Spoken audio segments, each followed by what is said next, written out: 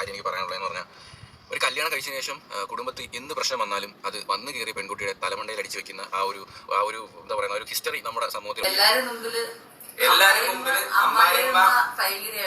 എന്റെ അമ്മ അങ്ങനല്ല. Hello guys, welcome back to my channel. അപ്പം ഇന്നത്തെ വീഡിയോ എല്ലാവർക്കും മനസ്സിലായി കാണുമല്ലോ, തമ്പനയിൽ കണ്ടപ്പോൾ തന്നെ മനസ്സിലായി കാണുമല്ലോ എന്താണെന്ന്.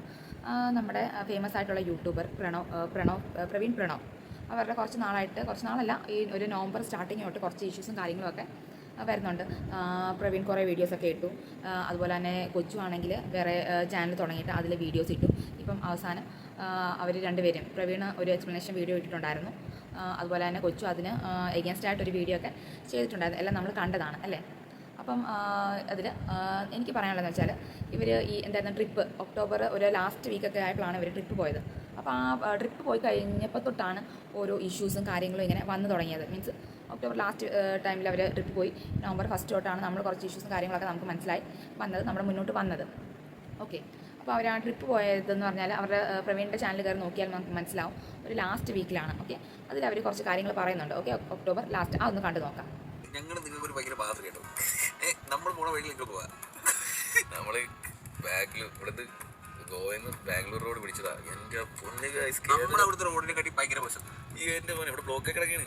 റോഡൊന്നും ഇല്ല, കാണിച്ചു തരാം. ഞാൻ ഒരു 1.5 മാസമായിട്ട് അമ്മയോട് ചോദിച്ചു, ഞാൻ ഇവിടെ എൻ്റെ വീട്ടിൽ തന്നെ, ഞാൻ ഇങ്ങും പോകുന്നില്ല, എനിക്കൊന്നും ചെയ്യാൻ പറ്റുന്നില്ല, ഞാൻ ആരോട് സംസാരിക്കാറുണ്ട്, ഒന്നിനും പറ്റാത്തൊരവസ്ഥയിൽ തന്നെയാണ് ഞാനിരിക്കുന്നത് ഇപ്പോഴും. ഇപ്പം എന്ത് പ്രശ്നം ഉണ്ടെങ്കിലും ഇപ്പോൾ കണ്ട ഒരു വീഡിയോയിൽ അവർ ലാസ്റ്റ് വീക്കിൽ, മീൻസ് ഒക്ടോബർ ലാസ്റ്റ് വീക്കിൽ ട്രിപ്പ് പോയതാണ്.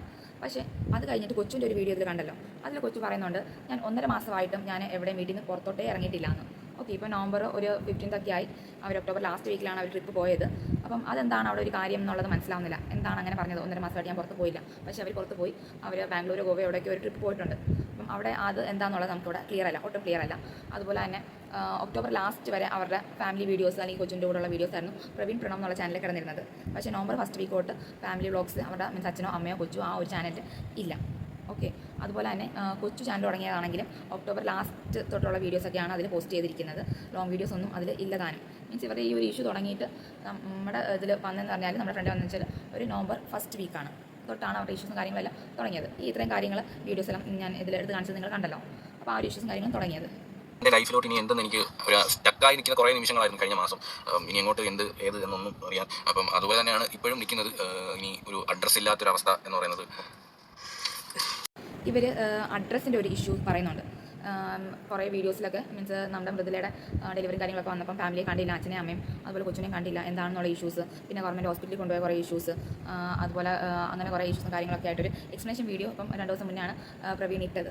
ഓക്കെ, അതിൽ പ്രവീൺ പറയുന്നുണ്ട്, എനിക്ക് അഡ്രസ്സ് ഏതാണ് കൊടുക്കേണ്ടത് എന്നുള്ളത് എനിക്ക് അറിയത്തില്ല, ഞാനിപ്പോൾ അഡ്രസ്സ് ഇല്ലാത്ത ഒരാളാണ്. പക്ഷേ അതിന് അഗേൻസ്റ്റ് ആയിട്ട് കൊച്ചും പറയുന്നുണ്ട്, ഇവൻ്റെ വീടല്ലേ, അമ്മയും പറയുന്നുണ്ട് ഇവൻ്റെ വീടല്ലേ. അതെ, ഒരു വീട്ടിൽ അച്ഛനും അമ്മയും മക്കളും ഉണ്ടെങ്കിൽ അവർക്ക് എല്ലാവർക്കും തുല്യമായിട്ടുള്ള അവകാശമുണ്ട്. ഒരാളെ പറഞ്ഞു വിടാൻ പറ്റില്ല. 2 മക്കളുണ്ടെങ്കിൽ ആ 2 പേർക്കും തുല്യമായിട്ടുള്ള അവകാശമുണ്ട്. ഒരാളെ ഒരിക്കലും പറഞ്ഞു വിടാൻ പറ്റില്ല.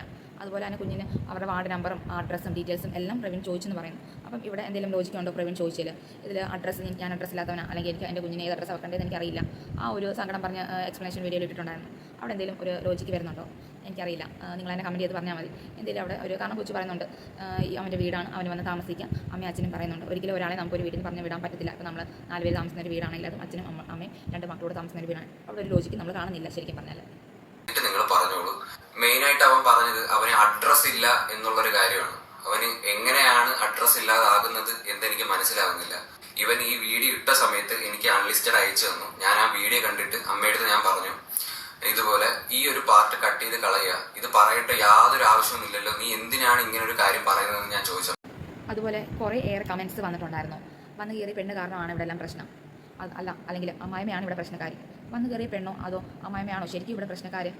നിങ്ങൾക്ക് എന്ത് തോന്നുന്നു? കാരണം ഇവരുടെ എക്സ്പ്ലനേഷൻ ചെയ്ത ആ ഒരു വീഡിയോ കാണുമ്പോൾ നിങ്ങൾക്ക് എന്ത് മനസ്സിലാവുന്നു? കാരണം അവസാനം ആ ഒരു വീഡിയോയിൽ കൊച്ചു പറയുന്നുണ്ട്, ഒരു കാര്യം എനിക്ക് പറയാനുള്ളതെന്ന് പറഞ്ഞാൽ, ഒരു കല്യാണം കഴിച്ചതിന് ശേഷം കുടുംബത്തിൽ എന്ത് പ്രശ്നം വന്നാലും അത് വന്നു കയറിയ പെൺകുട്ടിയുടെ തലമണ്ടയിൽ അടിച്ചു വെക്കുന്ന ആ ഒരു എന്താ പറയുന്ന ഒരു ഹിസ്റ്ററി നമ്മുടെ സമൂഹത്തിലുണ്ട്. അത് കമന്റ് ബോക്സിലും കാണാറുണ്ട്. അതൊക്കെ എന്ത് വൃത്തികെട്ട ചിന്താഗതിയെന്ന് എനിക്ക് മനസ്സിലാവുന്നില്ല. നമ്മൾ 2024 നമ്മളിപ്പം ജീവിക്കുന്നത്.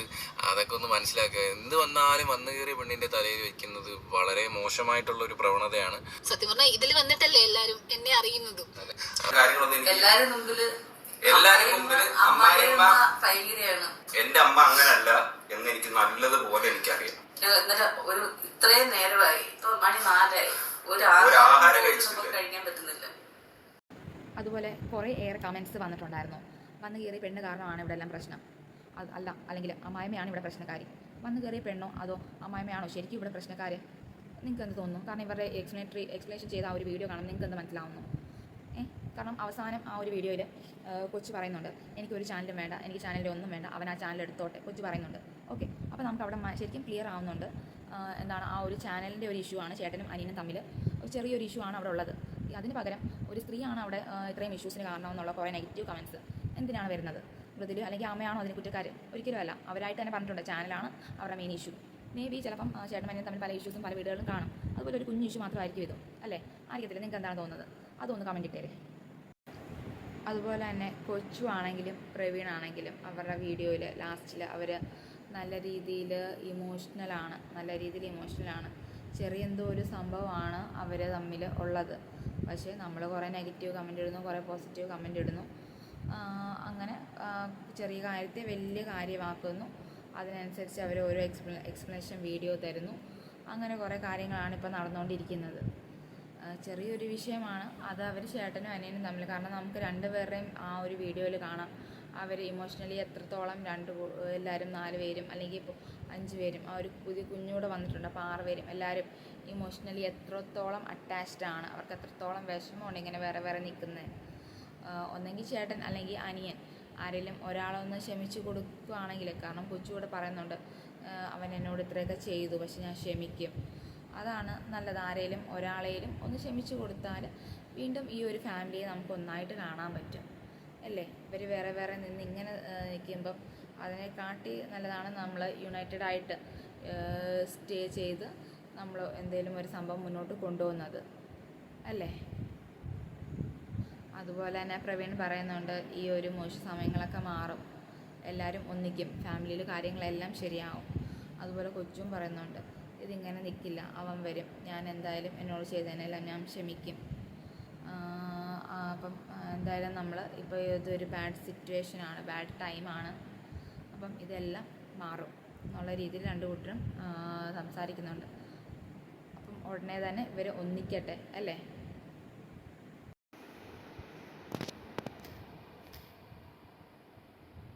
കൊടുക്കരുത്, നീ കുഞ്ഞിന് ഇവിടുത്തെ അഡ്രസ് കൊടുക്കരുതെന്ന് ഞാനോ അച്ഛനോ അമ്മയോ ആരും പറഞ്ഞിട്ടില്ല. അവന്റെ വീടാണിത്, ഇത് ഇവന്റെ വീടല്ലേ?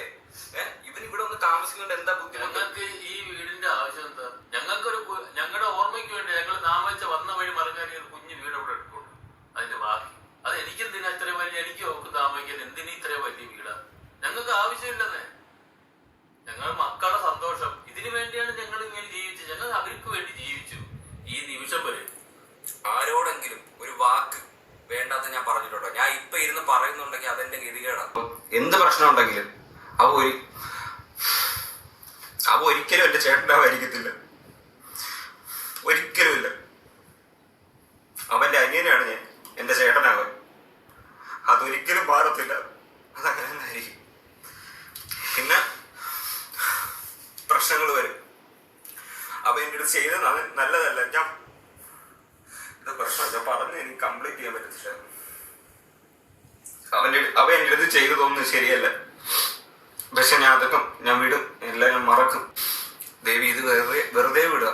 എനിക്ക് ാണ് എൻ്റെ കുടുംബമാണ്, എൻ്റെ അച്ഛനാണ്, എൻ്റെ അമ്മയാണ്, എൻ്റെ അനിയനാണ്. അപ്പം ഇതെന്ത് വന്നാലും അത് നമ്മളെയാണ് അത് എഫക്റ്റ് ചെയ്യുന്നത്. നമുക്ക് എല്ലാവർക്കും ഓരോ കുടുംബത്തിൽ ഓരോ ചെറിയ പ്രശ്നങ്ങളൊക്കെ ഉണ്ട്. ഇതൊന്നും അങ്ങ് വരെ നീണ്ടു നിൽക്കത്തില്ല, ഇതൊക്കെ മാറും. ജീവിതം പഴയ പോലെ. അതുപോലെ തന്നെ കൊച്ചു ആണെങ്കിലും പ്രവീണാണെങ്കിലും അവരുടെ വീഡിയോയിൽ ലാസ്റ്റിൽ അവർ നല്ല രീതിയിൽ ഇമോഷണലാണ്. ചെറിയ എന്തോ ഒരു സംഭവമാണ് അവർ തമ്മിൽ ഉള്ളത്. പക്ഷേ നമ്മൾ കുറേ നെഗറ്റീവ് കമൻറ്റ് ഇടുന്നു, കുറേ പോസിറ്റീവ് കമൻറ്റ് ഇടുന്നു. അങ്ങനെ ചെറിയ കാര്യത്തെ വലിയ കാര്യമാക്കുന്നു. അതിനനുസരിച്ച് അവർ ഓരോ എക്സ്പ്ലനേഷൻ വീഡിയോ തരുന്നു. അങ്ങനെ കുറേ കാര്യങ്ങളാണ് ഇപ്പോൾ നടന്നുകൊണ്ടിരിക്കുന്നത്.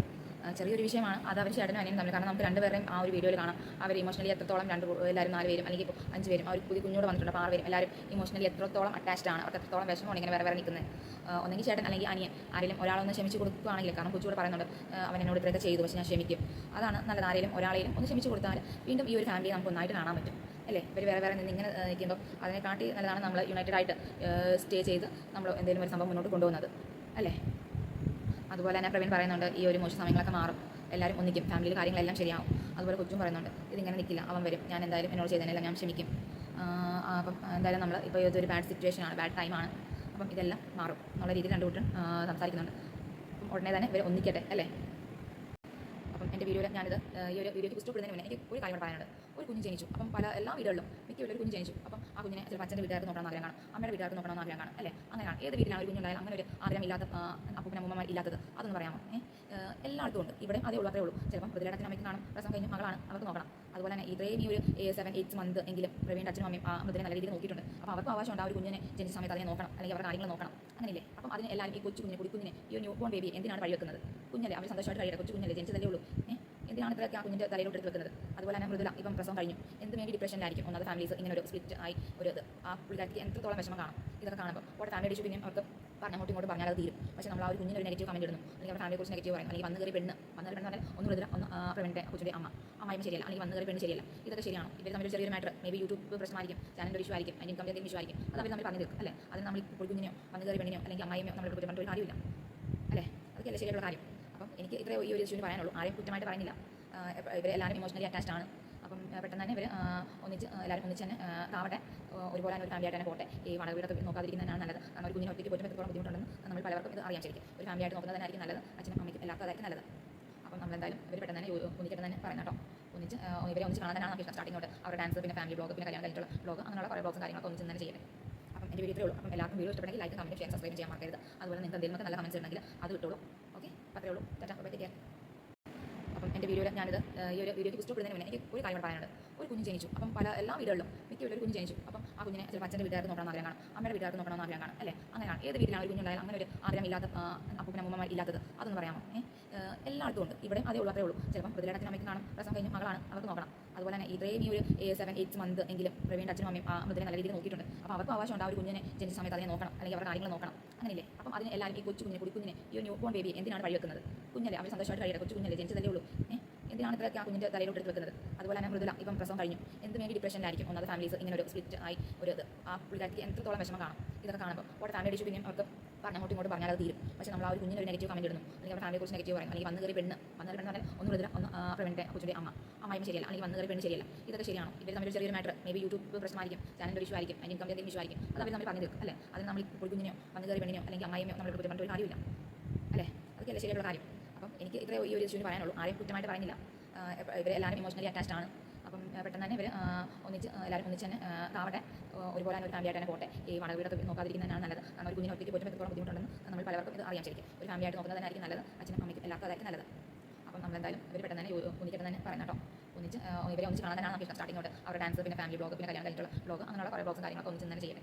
അപ്പം എൻ്റെ വീഡിയോ ഉള്ളൂ. അപ്പം എല്ലാവർക്കും വീഡിയോ ഇഷ്ടപ്പെടുമെങ്കിൽ ലൈക്ക്, കമൻറ്റ്, ഷെയർ, സബ്സ്ക്രൈബ് ചെയ്യാൻ മറക്കരുത്. അതുപോലെ നിങ്ങൾക്ക് എന്തെങ്കിലും നല്ല കമൻറ്റ്സ് ഉണ്ടെങ്കിൽ അത് ഇട്ടോളൂ. ഓക്കെ, അത്രേ ഉള്ളൂ. Tata, bye, take care.